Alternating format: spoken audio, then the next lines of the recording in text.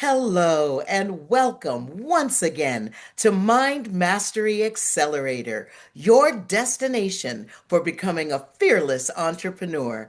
I am your host, attorney Sean Arnold, and I am here as I am every week with your other host, executive performance coach Vernon Webb. How are you this evening, Vernon? Doing very well, Sean, and yourself? I'm doing so well this evening. I am excited to talk about the topic that we have for our listeners this evening, and that is simply communication. As the entrepreneur, how to communicate more effectively with your team, with your Mhm. prospects, with your clients. So, why do you want to communicate more effectively? As an entrepreneur, you want to make more money. And you will quickly understand that in order to make more money, you're going to need people. And so your desire to be an entrepreneur has to be more than you don't want to work for somebody else because you're going to hit a wall. You need to be able to communicate with your prospects, with your team, with your spouse, with all of the people who are in your world in order for you to be that successful entrepreneur. So, communication is critical. Misaligned values and misaligned communications can lead to lost opportunities and lost relationships. So, the topic we are dealing with tonight is going to be extremely rich and contextual. So, Vernon, why don't you start us out by giving us some key insights that people can jot down and keep in mind as we move through the topic this evening? Absolutely. But first, allow me to go off script just a little bit here. The most important communication that you need to master and polish and perfect is your communication with you. Because once you master your polished communication with you, everything else will fall into line. But to share with you, flexibility is the key to influence. Mental alignment first, words second. People are stuck in time. People prefer modes of receiving information, and then the love languages that are more than romance, their communication styles. And we'll be talking about that. And that every interaction is a feedback loop. Sean, tell us about the Claire Graves communication operating system. Absolutely. Claire Graves created a system where, we have already discussed your value structure within the wheel of life. These are the areas of your life, and your values are the things that are important to you in those various areas of your life. Well, Claire Graves understood that there's another level of values that underpins our personal values, and those are societal values. They go from one to seven. The very first level of societal values is survival. It is animalistic. You generally will not meet anybody who is living at level one values. You might someone might come across a feral child that was living, raised by animals. That individual is living at level one, animalistic. It's all about food and shelter, etc. Well, once you've run into too many level ones, you tend to want to double up and triple up and get into groups. And people will then become tribal in nature. And they start living in a group. Now, the challenge with living in groups is that we very quickly realize we don't get along in groups because then we get into values level three, where the ego enters the picture. Somebody's going to try to take over that group. Somebody might try to kick somebody else out of that group. That's values level three. Values level four are for people who are all about the rules. In their mind, You are supposed to be living a certain way. You will find people who are religious are living with values level 4. It doesn't matter what religion, all of the religions have rules that you're supposed to live by. If this person is comfortable living under rules, they're living at values level 4. Values level 5 is different. That's where achievement comes in. You will find your entrepreneurs, people going into business for themselves, people going to college are living at values level 5. And so then you have values level 6, which are people who are they're like flower children. They're all about light and love and egalitarianism. It's not the same thing as spirituality because the spiritual people tend to live by rules. This is a different kind of spirituality. It's all about love and everybody is equal. And then finally, there is values level 7. Now, just like values level 1, the feral people, you're not likely to ever meet a values level 7 person. This is somebody who has encompassed all of the values levels 1 through 6, and they have processed them all, and they have no charge as to any of them. They just don't care. And so you will find that this person basically walks away and they'll live on a mountain in Montana, or they'll be a yogi in the Himalayas. They will just disconnect from society, not because they're rejecting society, but because they just don't care. Fair enough.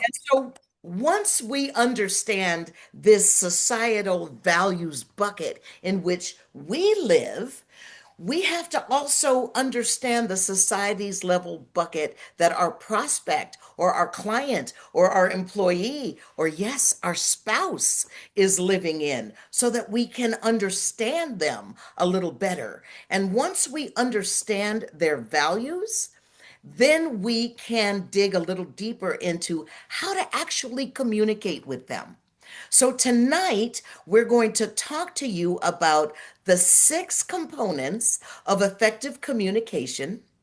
We're going to talk to you about Dr. Gary Chapman's 5 love languages. That's more than just about romance. And then finally, we're going to talk to you about the 4 modes by which most people prefer to receive information and data. And this is going to really blow your mind.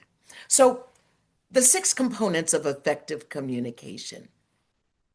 You know, when we communicate with people, we tend to be very surface oriented in our communication. We do a lot of small talk. We don't really dive deep to really get to know people and really get to understand their motivations. And in order to really do business with somebody, in order to get that person to know, like, and trust you, then you have to go deeper than that 3%. And so the 6 components of effective communication are designed to help you go deeper. So, the first component of effective communication is light. When you meet someone, you want to find something that's special about them, something that's different than the next person. And it doesn't have to be anything really deep. It could be the fact that they're wearing your favorite color tie. Just call it out and tell them how wonderful it is. And most people will tell you the story behind the tie and they'll just love it. They'll just love the fact that they've got a connection with you and their tie. Another way below that 3% of communication is to use fire. Fire is all about warmth. It's all about getting someone to like you. When you use jokes, when you bring the laughter, when you bring the fun, then people will enjoy you being around and they're going to ask you to come again. So you want to be jovial when you meet people. Bring the fire. The next component of effective communication is water. What happens when you go deep? When you are curious with someone and you start asking them questions, when you ask them about their wants, their needs, their criteria, and their emotions, when you ask people about these things and they start giving you details of their lives, you can then take that information and figure out how your goods and your services can create a solution to answer the problems that they laid bare for you when they told you their wants, their needs, their criteria, and their emotion. So, water is a very, very important component of effective communication. When you get curious, people love to talk about themselves, and they will reveal everything you need to know in order to help them do business with you. The next component of effective communication is air. Air is all about oneness. It's all about you and me. It's all about the team. So when you're talking to someone and you're trying to get them to do something that you want them to do, you enlist them on your team and talk about the us of it. Talk about the we of it. Talk about how we are going to find the solution to their problem. The air component is extremely important. Remember, people do business with people they know, like, and trust. And when you bring the oneness, you will begin to get that trust from them. The next component of effective communication is Earth. Think about Mother Earth. She gives us all of our food. She provides all of the materials that we need for our shelter. Earth is nurturing. Earth is protection. When someone gives you their wants, their needs, their criteria, and their emotions, you will use that earth component to think about how your goods and your services will nurture them and will protect them. When you communicate with them in this context, they can't help but draw closer to you because you become a protector for them. The final component of effective communication is metal. Metal, well, everything else has been sort of natural, and metal kind of feels unnatural, doesn't it? Well, sometimes you have to go against the grain, and that's the point of metal, in order to get someone to do something they need to do. You see, when you are having a conversation with a prospect or a client, and they are looping and looping and looping, and they can't make a decision, you will use metal to help them make a decision. Now, it's extremely important that you are not married to whether they tell you yes or no as to whether they're going to do business with you. You are simply married to the fact that they need to make a decision for themselves. And it doesn't matter to you whether the answer is no to your goods or your services. The important thing is you just help them get unstuck. So when you use the six components of effective communication, when you find something special about them and you light them up, when you bring the jovial, warm energy and you bring the fire, when you get curious and you go deep and you ask them questions so that they will give you their wants, their needs, their criteria, and their emotion. And then you bring the air component and show them the oneness and show them how you're together, you're a team, and you're going to resolve their problem. And then you bring that earth component and show them how you will nurture them and you will protect them and you will help them to find their solution. And then finally, if necessary, you bring the metal to help them make a decision. You're going to find that you become a much more successful entrepreneur. And so there are a couple of other ways for you to communicate with your prospects and with your client and with your team and with your spouse. And Vernon is going to share those methods with us. Vernon? There are certain ways that people prefer communication. I don't know if you're aware of that or not. There are some people that prefer that the communication comes in a visual sense. So listen to what the person that your potential client is saying.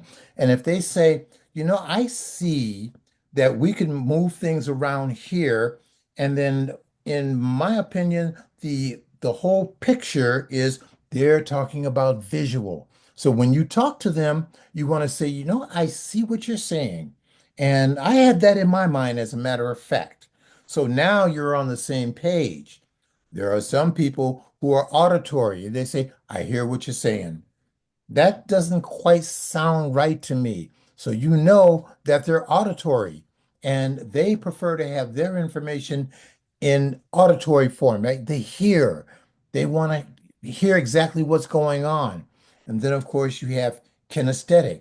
And the kinesthetic people say, well, I feel that this is probably the best way that we should move forward because my feelings are telling me that this is how we're going to be the happiest and we're going to really enjoy what's going on. So, auditory digital people are just like you, Vernon.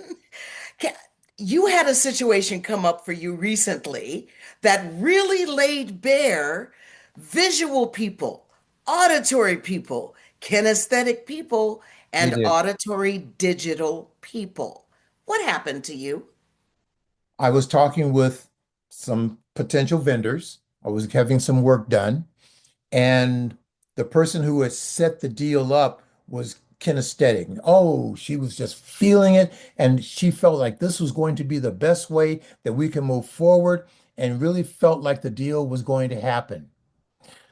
The other person who was in a design mode said, I see it. We move things around here. We can take this out here, move this in here. He was visual.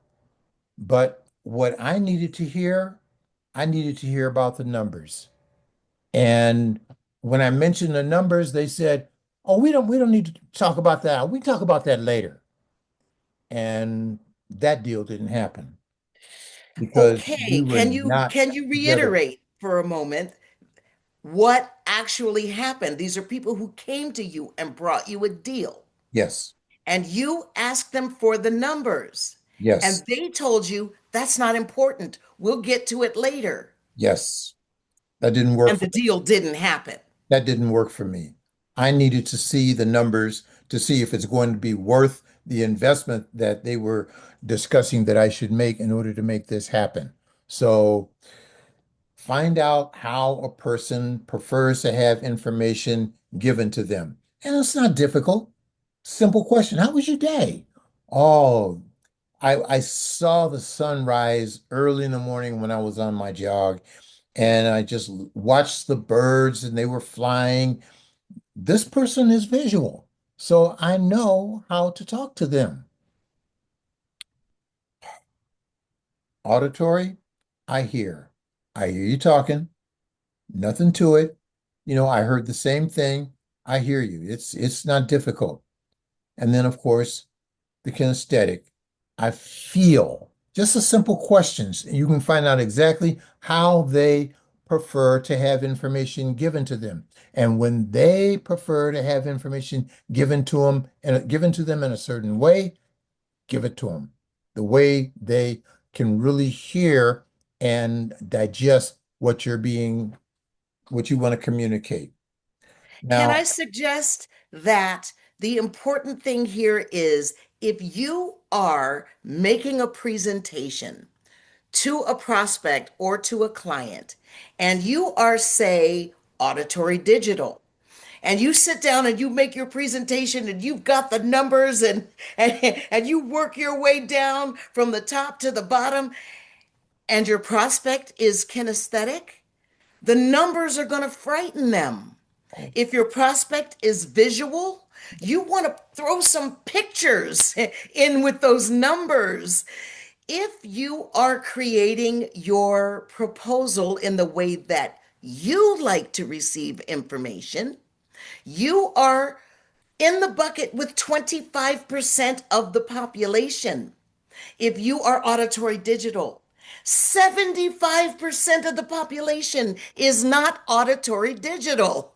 So, do you see why you're having trouble making your prospects love your proposal? You know, what it comes down to is that when Dr. Gary Chapman wrote the book Love Languages, it was a big hit because what it spoke to was how people prefer to receive information. There are words of affirmation, there are acts of service.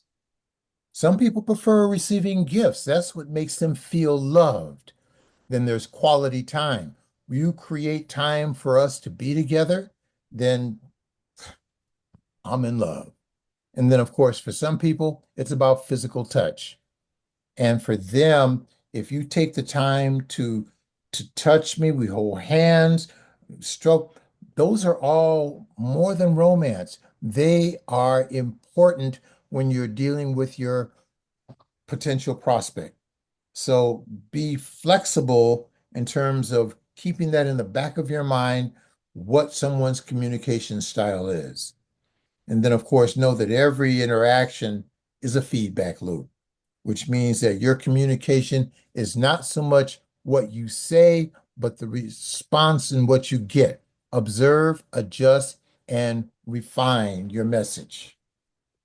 Sean? Yeah, that's extremely important. Your communication is the response you get. So if you say something to someone and they fly off the handle, in order to effectively communicate with this person, you need to try again.